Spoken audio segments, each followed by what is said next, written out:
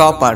তোমার কি কখনো এমন ফিল হয়েছে যে তুমি টপার? তুমি ভাবলে যে তুমি টপ করবে আর তুমি টপার হয়ে গেলে আর সবকিছু ফেলে রেখে দিলে। টপার কে হয়, কিভাবে হয়, টপার কি করে, সেটা আজ আমি তোমাকে এই ভিডিওর মধ্যে বলবো।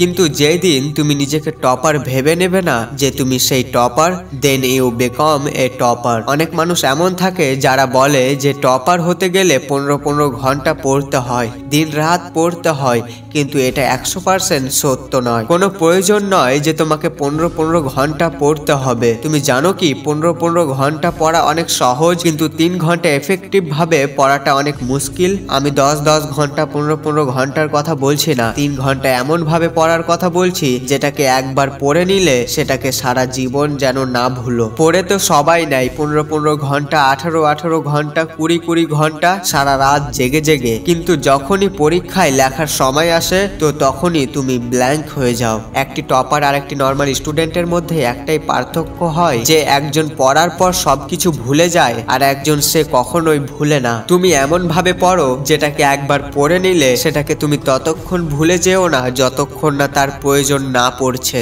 এবার তোমাকেই সিদ্ধান্ত নিতে হবে যে তুমি কিভাবে পড়তে চাও, কতক্ষণ পড়তে হবে। এটা তুমি আমাকে এবার হয়তো জিজ্ঞেস করবে যে দাদা তুমি বলে দাও না যে কতক্ষণ পড়া উচিত, কিভাবে পড়া উচিত। আসলে টপাররা ইউনিক হয়, প্রত্যেকটা টপারদের আলাদা আলাদা স্ট্র্যাটেজি হয় এবং প্রত্যেকটা টপারের পড়ার আলাদা আলাদা নিয়ম থাকে, তাদের চিন্তা ভাবনা আলাদা হয়, সে কারণে তারা টপার। তুমি নিজের মতো করে নিজের প্ল্যানিং করো, নিজের স্ট্র্যাটেজি তৈরি করো আর তুমি ততটাই পড়ার চেষ্টা করো যতটা পড়ার পর সহজে সেগুলো যেন ভুলে না যাও। তুমি শুধু পড়ে যেও না, সেগুলোকে বুঝে বুঝে পড়ো এবং শুধু লিখে যেও না, সেগুলোকে বারবার মনে করো। তুমি টপার যদি হতে চাও তাহলে তো এখনই তুমি নিজের সাথে প্রমিস করো যে তুমি এবার থেকে এফেক্টিভ ভাবে পড়বে, তুমি নিজের স্ট্র্যাটেজি তৈরি করবে, তুমি তোমার প্রত্যেকটা প্ল্যানিং গুলোকে পূরণ করবে আর প্রত্যেকটা সাবজেক্টকে, প্রত্যেকটা টপিক গুলোকে একটা একটা করে দা এন্ড করবে। যদি জিদ থাকে তাহলে তুমি কিন্তু টপার হতে পারবে,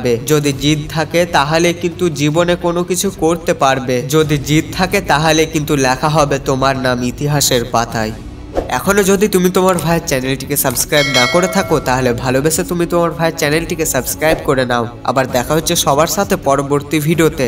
সবাই ভালো এবং সুস্থ থেকো। খোদা হাফেজ।